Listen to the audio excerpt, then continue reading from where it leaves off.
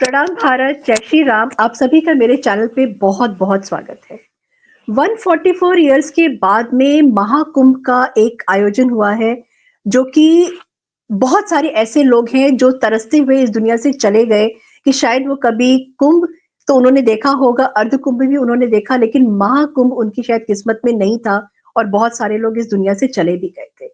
और हमारी जनरेशन, हम वो जनरेशन है जो बहुत लकी है, जो बहुत भाग्यशाली है, जो आज इस महाकुंभ के पर्व को, इस महाकुंभ के मेले को देखने के लिए पूरे 1 महीने जो लगा हुआ है प्रयागराज में, उसको देखने के लिए हम आज हैं और हम जाएंगे और बहुत सारे लोग जाकर आ चुके हैं। बहुत सारे लोग उसमें इस तरीके के भी हैं जिन्होंने रील बनाई है, अभी भी रील बना रहे हैं और सिर्फ उनका एक मोटिव है कि किस तरीके से योगी गवर्नमेंट को, किस तरीके से मोदी गवर्नमेंट को, किस तरीके से मेले में जो व्यवस्थाएं की गई हैं उनको कैसे बदनाम किया जाए, उनको कैसे छोटा दिखाया जाए। मगर कहते हैं ना कि जहां पे एक बबूल का पेड़ होता है तो उसके बगल में एक आम का पेड़ भी उगता है। तो ऐसे बहुत बिल्कुल। सारे लोग हैं जो जा चुके हैं और उनका जो एक्सपीरियंस रहा है, वहां पे जाकर के उन्होंने क्या देखा, उनको क्या लगा और उनके साथ में क्या-क्या चीजें वहां पे उन्होंने महसूस की, वो सब बताने के लिए आज मेरे साथ अलका जोशी जी हैं। अलका जोशी जी, आपका बहुत-बहुत स्वागत है।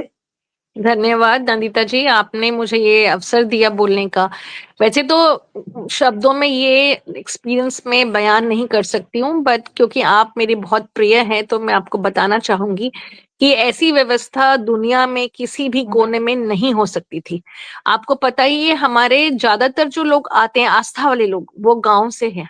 और गांव की भीड़ ऐसी आती है कि छोटे छोटे बच्चों को भी लेके थैला सिर पे उठाए चले जा रहे, कुछ नहीं पता, बस ये एक उद्देश्य है कि संगम में स्नान करना है मकर संक्रांति के दिन। तो मैं भी पहले पहुंच गई थी 10 तारीख को, ताकि मेरे को भी वो अवसर मिले। अकेले थी, बिल्कुल दिल्ली से अकेले ट्रैवल किया और एक आस्था लेकर कि हाँ, मैं अकेली नहीं हूँ, मेरे साथ मेरे शिव चल रहे हैं, महादेव चल रहे हैं। तो मैं जब पहुंची इलाहाबाद, सॉरी प्रयागराज, और वहां पे काफी भीड़ थी। ऐसी बात नहीं है कि लोग नहीं थे, बहुत लोग थे, बट व्यवस्था ऐसी थी कि लग ही नहीं रहा था कि लोग हमारे चारों तरफ, इतने लाखों लोग हमारे चारों तरफ हैं। हर जगह ऐसी सफाई। हम रात सुबह के 3 बजे हम निकले थे स्नान के लिए संगम में। संगम के अंदर तो नहीं जाने दे रहे थे, किनारे पे ही व्यवस्था थी और किलोमीटर तक व्यवस्था थी। मतलब ऐसा नहीं कि कोई धक्का दे रहा है, कुछ बोल रहा है, चुपचाप लोग ऐसी आस्था के साथ वहां स्नान कर रहे हैं। मैं सोच नहीं सकती थी, ठंड का नामो निशान नहीं था। गंगा मैया में पैर जब रखे पहले, तो भी ठंड नहीं लगी। और खूब डुबकियां लगाई, हर परिवार के हर सदस्य का नाम ले लेकर डुबकियां लगाई, बहुत आनंद लिया। और फिर जब बाहर आए तो ऐसा लगा, हल्की हल्की बूंदे पड़ रही थी, शायद ओस की होंगी, बट हमें तो ऐसा लगा कि अमृत ही बरस रहा है। और जहां तक प्रशासन का मैं बोलूंगी कि ऐसी प्रशासन वो जो योगी जी और मोदी जी ने मिलके किया है, उसका तो जवाब ही नहीं है। अलका जी, मैं बीच में आऊंगी क्योंकि जो रीलें बनी हैं वो, ये तो आपने अपना डिवाइन एक्सपीरियंस शेयर किया कि आपको वहां पे कैसा लगा था। मगर अब अगर मैं मटेरियलिस्टिक वर्ल्ड में आती हूँ तो मैं आपसे ये जानना चाहूंगी कि लोगों ने, कुछ लोगों ने, मैं सबकी बात नहीं करूंगी, लेकिन कुछ राक्षस प्रवृत्ति के लोग होते हैं जो कि हर चीज में विघ्न डालना उनको पसंद आता है, या फिर उनकी मुझे नहीं पता क्या मजबूरी होती है। मैं हम्म। आपसे स्टार्ट करना चाहूंगी वहां से कि क्या स्टेशन से बहुत ज्यादा पैदल चलना पड़ रहा है, 10 किलोमीटर, 15 किलोमीटर, 20 किलोमीटर? जी नहीं, स्टेशन से यातायात मिल रहे हैं। विक्रम्स चल रही है, स्कूटर चल रही है, बैटरी रिक्शा चल रही है, जीप्स चल रही हैं। आप उनको द्रव्य दीजिए, आइए। हम तो पहुंचे थे रात्रि के 8 बजे, क्योंकि हमारी ट्रेन फॉग की वजह से लेट हो गई थी। और 8 बजे भी हम लोग को यातायात मिला था। आराम से हम अपने गुरुजी के कैंप में पहुंचे थे। और लगभग 8:30-9 बज गए थे, हमें ज्यादा समय भी नहीं लगा। आई मीन 1 घंटा मुश्किल से लगा स्टेशन से वहां तक पहुंचने का। हमारा सेक्टर 17 था। और इस कुंभ मेले को पूरे सेक्टर से बांटा गया ताकि किसी को तकलीफ ना हो ढूंढने में, अगर वो कहीं इधर उधर भटक भी जाए। पुलिस तो इतनी थी कि हर हर 10 कदम में पुलिस खड़ी थी, हर 10 कदम में सफाई वाले खड़े थे। जब हम 3 बजे सुबह स्नान के निकले तब भी सफाई वाले सफाई कर रहे थे। मतलब मुझे तो कहीं ढूंढने पे एक पेपर भी नहीं मिला। आप बताइए कि ऐसा कहीं होता है? और वो भी ऐसी जगह जहाँ पे इतनी भीड़ हो, और ज्यादातर भीड़ जो है वो आपको मैंने बताया अनएजुकेटेड होती है। उन लोगों ने भी इतना साथ दिया प्रशासन का, आराम से कहीं कोई हल्ला गुल्ला नहीं। तो कैसे कोई बोल सकता है कि वह व्यवस्था नहीं थी? हर कैंप में खाने का था, कोई कैंप में ये नहीं, अगर आप किसी कैंप में चले गए और आपने भोजन मांगा तो किसी कैंप वाले ने नहीं मना किया।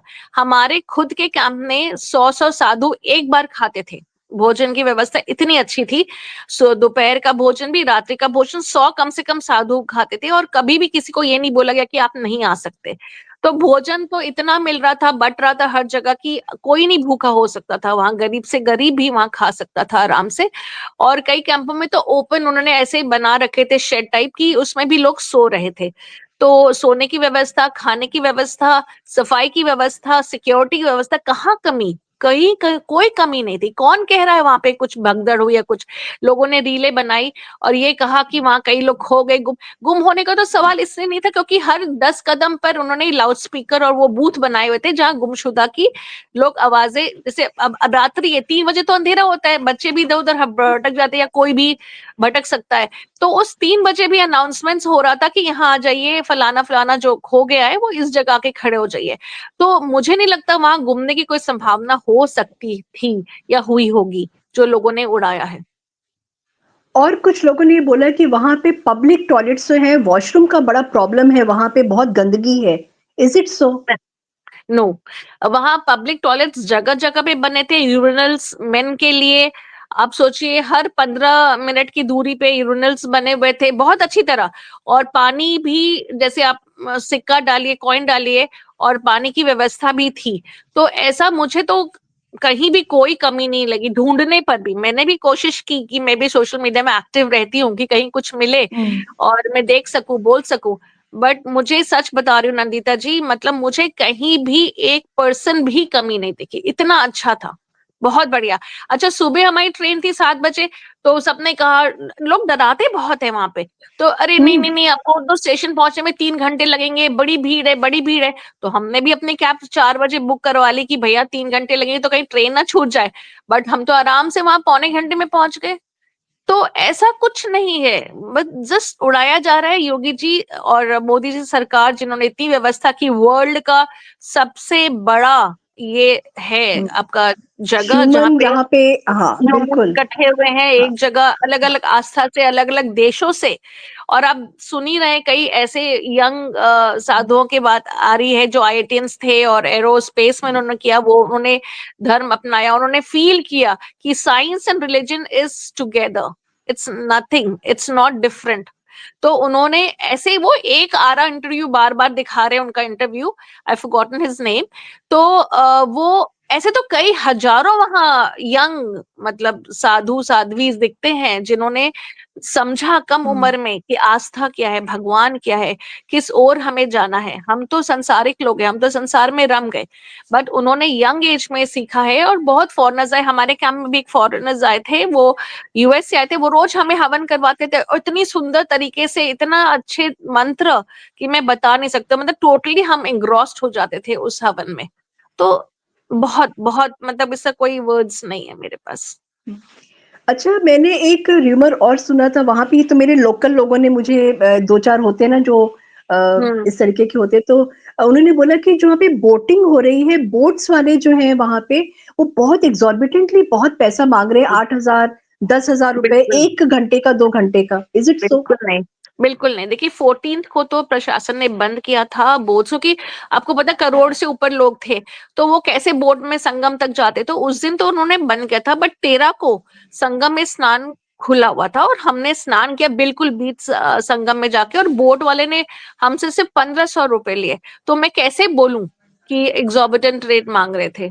शुरुआत कभी कभी कोई होता है शरारती जो पूछ लेता है कि हाँ 3,000 लेंगे, बट जब हम उनको कहते कि नहीं हम 3,000 नहीं देंगे, हम तो, हमारे पास इतने पैसे नहीं है, हम तो 1,000 1,500 देंगे, तो मान जाते थे। और लोग बहुत आराम से, हमने वहां बीच संगम में स्नान किया, और क्योंकि प्रशासन ने जल रोक रखा था, तो मुश्किल से घुटने के ऊपर ही जल था, तो हम डुबकी मार के भी स्नान कर सके, आनंद उठा सके।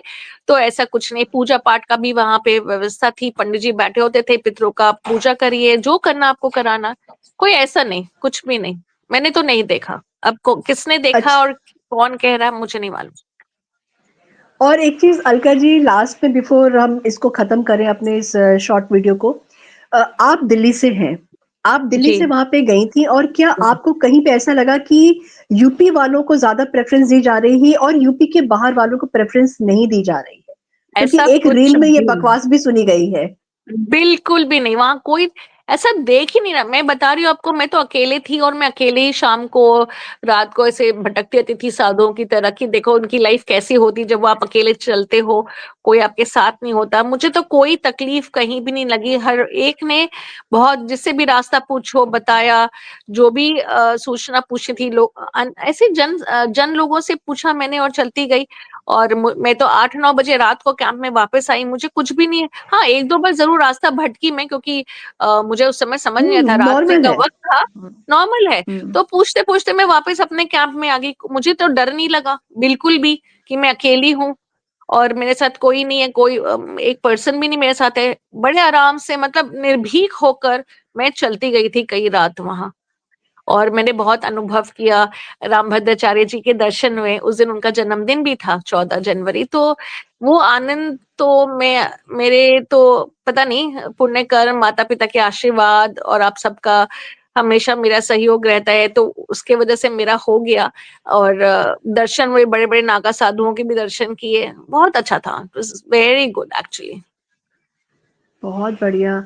और मुझे लगता है कि आज का वीडियो वो लोग अगर देखेंगे तो उनको शर्म अपने पर ज़रूर आएगी कि उन्होंने किस तरीके आनी से भी चाहिए। इतने पवित्र, हाँ, पवित्र पावन जो एक एपिसोड हमारी लाइफ में आ गया है, या जो ये एक इवेंट हमारी लाइफ में, एपिसोड तो नहीं बोलेंगे, इवेंट हमारी लाइफ में जो आया हाँ है, उसको जी, बदनाम करने में क्यों, मतलब उनकी लगे आत्मा हुए कहीं हैं। दुखती तो होगी ना, दुखती तो होगी एक बात मैं आत्मा। बोलना और चाहूंगी कि मैं जी। सऊदी अरेबिया में रही हूँ 16 साल, और हज का मैंने हर साल विटनेस किया है। कई बार आना जाना होता था एयरपोर्ट से वहां। और हज यात्रियों, बल्कि वहां पे जो इंडियन मुस्लिम्स भी जाते थे, तो उनके साथ इतना दुर्व्यवहार होता था, मैं क्या बताऊं। मतलब इवन ये होता था कि उनके बच्चे जो रह रहे जेडा में भी, तो जेडा से ही जाया जाता था वहां मक्का मदीना, तो उनको अलाउड नहीं था कि अपने बच्चों से मिल सके। मतलब एक बार आप घुसे मक्का, मक्का से बाहर बस में और सीधा एयरपोर्ट, आप अपने बच्चों के घर नहीं जा सकते। ये हमारे यहाँ होता है क्या?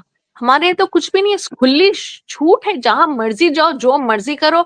और उस पे ये बकवास करते हैं लोग। तो दुख तो बहुत लगता है, दुख इतना लगता है ना नंदिता जी, मैं बता नहीं सकती हूँ। मैं भी पढ़ रही थी सोशल मीडिया में बहुत सारे वो इन लोगों के बातें, बट सब झूठ है, झूठ फैलाया जा रहा है। और योगी, मैं बस रिक्वेस्ट करती योगी जी से कि इनके ऊपर बहुत स्ट्रिक्ट एक्शन लिया जाए, कि आपकी इतने महीनों की मेहनत, आप, आपके एडमिनिस्ट्रेटिव स्टाफ सारे लगे हुए थे, उसके बाद ये लोग इस तरह की बातें करें, उन पे तो बहुत स्ट्रिक्ट एक्शन होना चाहिए। और जो सोशल मीडिया प्लेटफॉर्म्स ने ये सब गंद फैलाया है, उनको तो बिल्कुल बंद कर देना चाहिए।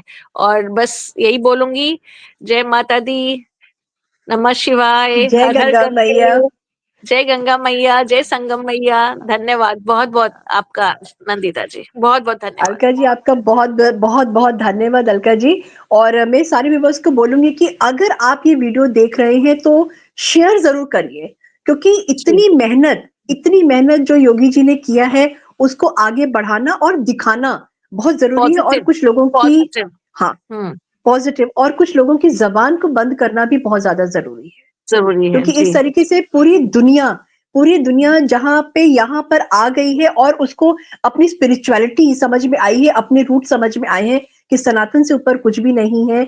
और जी, जो हमारी स्पिरिचुअल जर्नी है वो यहाँ पे आकर के खत्म होती है या फिर जी, यहाँ पे आकर शुरू होती है।